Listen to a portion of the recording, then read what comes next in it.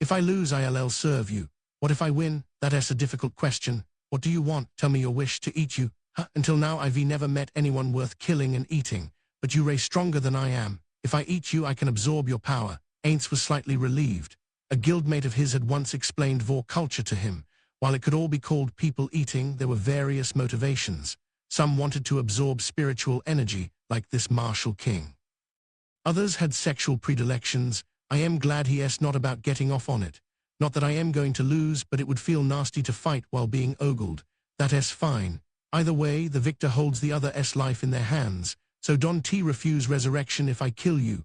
When Aints took a step forward, the martial king braced himself for an instant. Then he relaxed his posture. Aints stood before him and held out his right hand. The martial king responded with his own giant right hand. It was less like a handshake than being wrapped up in the martial king's hand. The crowd sent up a huge cheer, so let me ask one more thing. Why are you using my title when you talk to me? The martial king's attitude wasn't what a champion should use toward a challenger. It's only natural to show respect to someone with power. I see that makes sense. Those were my only questions. Shall we begin? What do you want to do about our starting distance? How about like we were before, about 10 yards? If the arena has a specific rule, I'll follow it. There's no rule about starting distance. But are you sure that's enough? Just a little closer and you're in my attack range. It's a handicap. The martial king didn't reply but nodded as if to say he understood. Aints couldn't see his face, but his movements and breathing were the very picture of composure. Did he see through the provocation, or was it not even enough to offend him? Aints mentally clicked his tongue. This guy was tricky. If his opponent was emotional, he could take advantage of that. But if he showed no signs of carelessness, Aints couldn't underestimate him, even if he was of lesser strength. The martial king turned his back to Aints and took some distance.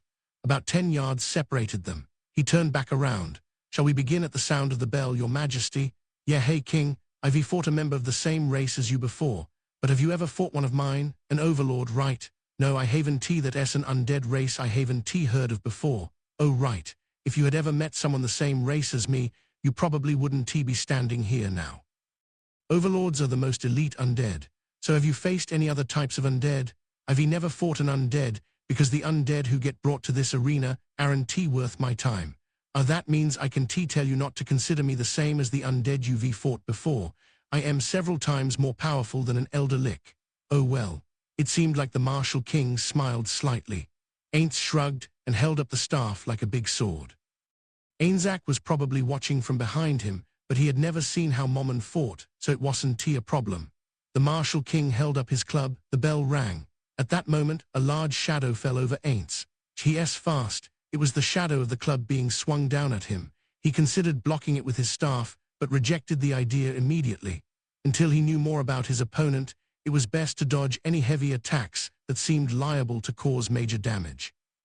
So he decided he didn't mind losing his balance and threw himself out of harm's way. He just barely succeeded in dodging, and the club slammed into the ground. A sound like the rumbling of the earth echoed out. Dirt and dust went flying as if there had been an explosion.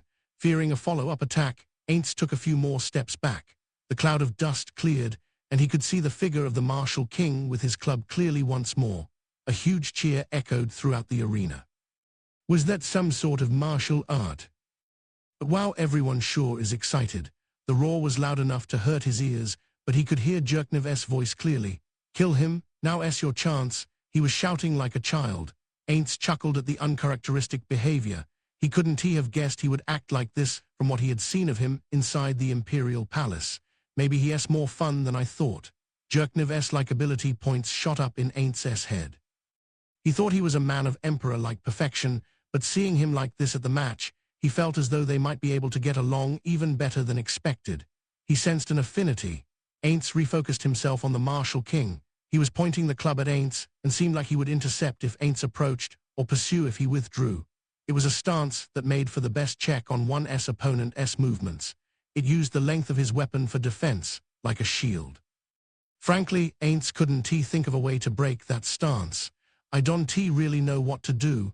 When you're evenly matched, I guess it is pretty tough to go without magic. I'm a caster after all. Then his only option was, what is it? Are you not going to attack? Ray huddled up like a turtle in its shell. Your Majesty, I want to be careless. Even with the no magic rule, I can underestimate you. You were able to dodge an attack like that. So Ray telling me to attack then move that club a bit. It's in my way, so I can really do much. The Martial King didn't answer, but Aints could feel his sharp eyes peering through the slit in his visor. He was trying to take in Aints' entire form. I see. Then I suppose I'll go. Aints took his staff and hit the tip of the club with all his might. The club whacked into the ground, and at the same time, the Martial King groaned, "Gah." The shock should have left his hands numb, whereas Aints' body didn't have that issue. That instant, Aints charged head-on into attacking distance. He sent a mental order to his staff to shoot flames. Although in this case, shoot flames merely meant enveloping itself in them. It wasn't as if he was attacking with the fire. Aints felt the Martial King's eyes shift from him to his weapon. Yes, you have a Troll's regenerative ability, so it's natural to be distracted by a weapon that might not work on you. A weapon using fire or acid won't work, but that will prove fatal. Aints lightly touched the Martial King's armor with his free left hand. The Martial King abruptly spasmed as if struck by lightning. The club swung around. Gah! Aints failed to dodge, and his body was thrown with a cracking sound. He didn't have greater physical damage immunity. The damage, affected by battering weapon vulnerability, was major. Aints spun through the air like a ball for over 10 yards. Then he crashed into the ground and rolled. A thunderous cheer rose. Aints could hear Jerkniv loudly celebrating. He felt the likability points he had earned drop away. Our countries are allies, you know. If the king of an allied country falls down, you should at least worry a little. He had taken damage, but Aints no longer felt any pain. He remained lying on the ground and watched the Martial King. There was no follow-up attack. The cheers slowly died down, and a suspicion began to grow. Why wasn't the Martial King attacking? No, more pressingly, why was the Martial King bent over like that? Why was he moving so slowly? Aints stood up nimbly and brushed the dust off his body. He boldly showed that being thrown like that had caused him no pain. Meanwhile, the Martial King was moving very slowly. Aints chuckled to himself. This was a good show. Amid the growing murmur, Aints returned to his previous position. The suspicious voice of the Martial King reached him. What, this isn't poison, I don't think, so what in the world, I wouldn't break the rules like that. This fight is fair and square. That said, although poison isn't correct, it's not so far off either. I can pour negative energy into someone via touch, but you should be able to heal it with your regeneration power as a troll. Aints gave the fingers on the hand he used to touch him a threatening wiggle. But there's one other power I can use via touch. It can harm a person's physical ability. I injured your strength and agility. You probably can heal that, can you? As far as Aints knew, a troll's regeneration ability was only good for healing damage. It couldn't fix debuffs. In other words, King, the more I touch you, the weaker you'll get. Eventually you'll be crawling around like a caterpillar. Of course, that was a lie. It was true that he could subtract points from an opponent's stats, but there was a limit. They would never hit 0. But there was no way for the Martial King to know that. That said, other undead had similar abilities, so Aints wasn't sure if he was really so uninformed or not. The Martial King may have been bluffing when he said he had never fought any other undead, or he could have the knowledge without the experience.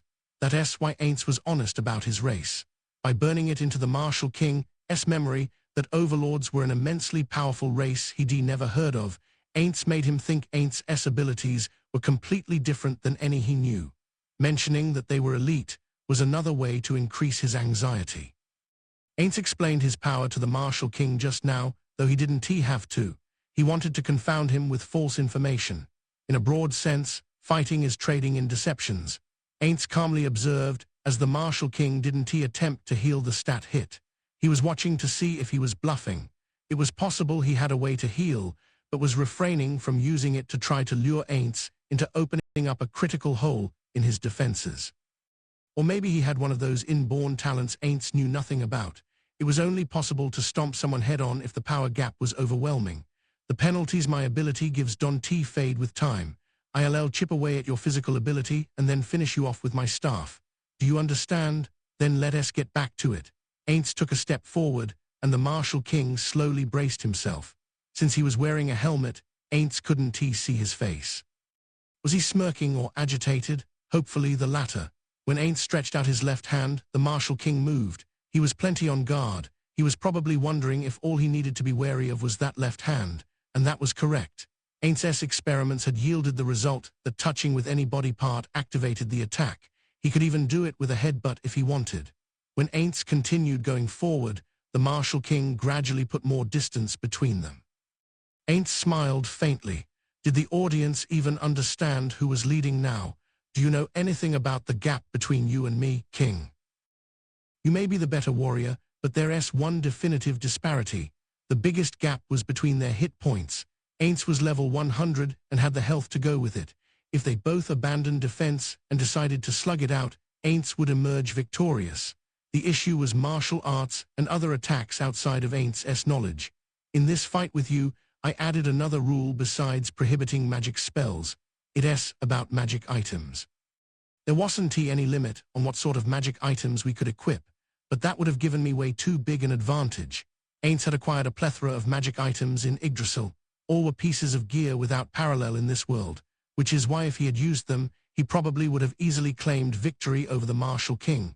He just didn't feel that was the correct way to fight, so he had clad himself only in lesser magic items, so I put a limit in place. I decided I wouldn't use anything on a level higher than what you might have.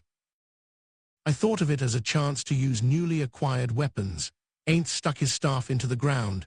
He gripped 2 of the 4 stilettos at his hips and drew them. I'll go ahead and use the weapons I borrowed from Momon. The Martial King probably didn't understand Aintz's joke, and Aintz didn't intend him to.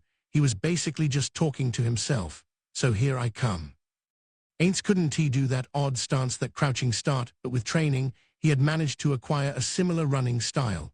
Like a loosed arrow, he whipped toward the Martial King as fast as he could. It was a short distance, but even though he covered that space in the blink of an eye, the Martial King's club came swinging after him. Due to the strength penalty, it was moving a bit slower than before, but it was still on a direct collision course. Aintz couldn't evade with the magnificent skill of that one woman, but there was something he could do that she couldn't. When he released the ability, the Martial King froze for just a moment. In that opening, Aintz closed the distance between them and thrust a stiletto into his right shoulder. He moved fast and used all his energy. It was like an arrow attack. The attack before had dented armor harder than adamantite. Aintz had crafted that armor with magic. This attack pierced the Martial King's armor. It went through his skin and stabbed a stiletto into his body, but at that moment reinforce outer skin, super reinforce outer skin, it seemed the Martial King's arts activated. Something was emitted from inside. The tip of the stiletto was pushed back. The full force Aintz could currently generate was surprisingly only enough to give the Martial King a tiny scratch. It was a superficial wound. The Troll's regeneration ability would heal it in seconds. There was no doubt the Martial King was relieved. Aintz could sense it in the club that came to bat him away. The fact that Aintz's strongest attack could deal him only a scratch guaranteed his victory, but that was a foolish way to think. Activate, go, gua, the magic was released. The fireball Aintz had flew a load into the stiletto, burned the Martial King's body where it was stabbed. He drove another stiletto into the opposite shoulder. The blow wasn't forceful enough, and the Martial King's armor repelled it. Changing his strategy, Aintz aimed for the gaps in the armor. He sensed the Martial King's movements and ran up alongside him without looking. The gust of wind behind him had probably been the club. After running about 10 yards as if he was fleeing, Aintz turned around. The Martial King was holding his shoulder with his club hand. His other hand hung down limply, seemingly immobile. Was Fluda's magic too strong? He should have gotten a weaker caster to load the spells for him. When the crowd realized the Martial King was at an overwhelming disadvantage, a cheer like a shriek rose. Aintz scanned the arena. No matter where he looked in the stands, no one seemed to be supporting him. That's strange. In Yggdrasil, it wouldn't be weird for some people to start rooting for him about now. He guessed it was rough being the away team. Whatever. I give up on grabbing their hearts. Now then, King, next up I am killing you. Aintz put away the spent stilettos and took out the other 2. These contained Tier 3 acid attack spells. They were a precaution for the case that the Martial King had prepared himself with perfect immunity to fire. The Martial King seemed to have taken damage from the fire, but Aintz didn't know for sure that he wasn't acting. Monsters with regeneration abilities weren't able to fully protect themselves from every type of attack. This prevented them from being used completely, but that was how it worked in Yggdrasil.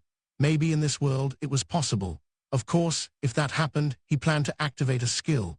This would make it clear to everyone who would win and kill him. If you admit defeat, we can leave it at this. No, Your Majesty, I am not finished yet. I am still the martial king, the king of this arena. I will fight to the death. Then take off that helmet and show me your face. It was probably a strange request, but the martial king removed his helmet to reveal his face. His forehead was flooded with sweat, and his face was twisted into a grimace, perhaps because he was enduring an excruciating amount of pain. His eyes were energetic. Those are good eyes. They remind me of gaze of Stronov. Thanks. I am glad to be praised by one as strong as you. I'll ask you, do you have any moves that will allow you to beat me? Can you make a comeback? No, but I am still going to fight. Aints felt a little pathetic about his various bluffs. Of course, to make this a good fight, he had sealed off a lot of his powers. Wasn't he fighting his hardest the correct thing to do if his opponent was taking this seriously? He found the martial king and his head-on, all in combat style, extremely admirable. I wonder what the Guardians would make of the sparkle in your eyes. They would probably still look down on anyone from outside Nazarick. In that case, Aints felt mild anxiety and loneliness welling up inside him. He shook it off and slowly held up his stilettos. The martial king wiped the sweat from his forehead with his forearm and replaced his helmet. Come at me, king, Graa. With a roar, his hulking form closed in on Aints. His increased speed compared to before was probably due to a martial art. He was surprisingly fast and huge. The overwhelming power of that synergistic pairing would surely paralyze some. Any normal person wouldn't be able to move, but those kinds of psychic effects didn't work on undead. Aints glared calmly at the martial king. He was fast, but that was all. Perhaps because the shoulder Aints had stabbed wasn't moving, he was off balance. Yes, definitely inferior to that guy, but more importantly, have you figured out the true nature of my detainment ability? If not, this is it for you. Aints activated the same ability as before, Aura of Despair I, which caused fear. There were 5 levels to this ability. Level I caused fear, level II caused panic, level III caused confusion, level IV caused madness, level V caused instadeath. Fear was a status ailment that debuffed all sorts of functions. Panic was a strong version of fear that demanded full-speed flight, which meant that the target couldn't take any combat actions. Confusion was literal. Unless it was cured, the confusion would continue for a set time period. And madness was a particularly troublesome negative status effect that lasted. With magic or other treatment administered by a third party, it would never go away. It goes without saying that instadeath meant death. The effect changed in that way as the level increased. Of these, Aints used fear. He activated it for a moment and then cancelled it. By doing that, Aints created a gap between what his opponent's brain thought it was doing and what his opponent's body was actually doing. That induced a feeling of being frozen, but the martial king must have known that would happen if he went at him swinging. He brandished his club despite the collapse of balance between his brain and body. There were debuffs from Aints' touch and debuffs from fear. All things considered, it should have been easy to dodge his attack, but strong blow, godly flash, Aints saw a light. The same moment, a horrible pain which was instantly suppressed to a bearable level and the feeling that his body was floating assailed him. Flow acceleration, then from above, a dull pain and another in the next instant. For a moment, Aints had trouble grasping his situation and was nearly confused, but then he returned to himself. It had probably been a chain attack. He had been thrown up with the first blow and slammed into the ground with the second. Satoru Suzuki probably would have descended into confusion, unable to figure it out, but Aints' Ulgaun wasn't affected by such negative status effects. He knew he was on the ground and that the club was swinging again. Aints rolled out of the way just as the club crashed down. Perhaps it was a martial art. The shock traveled through the ground and hit Aints, but it didn't do him any damage. Just as Aints jumped to his feet, the club jerked out of the ground where it had burrowed slightly. The scoop-like blow contained enough impact to indicate that the martial king intended to end the fight with it. Aints made a split-second decision to take the blow with the dagger in his hand. He went flying again. The crowd roared even louder than before, but the martial king emitted a disappointed curse. Shit, He had probably wanted to keep the pressure on and finish him off. After flying a few yards, Aints rolled, nimbly regained his stance, and murmured bitterly, "No way to come back. You tricked me. Squishy Moe would give me a talking to." Like Aints, the martial king was keeping his ace moves under wraps until the last moment. It meant he was also a first-rate warrior. Aints put away one stiletto to free up a hand. In his arrogance, thinking he would end the fight quickly, he had taken not one but 2 hits.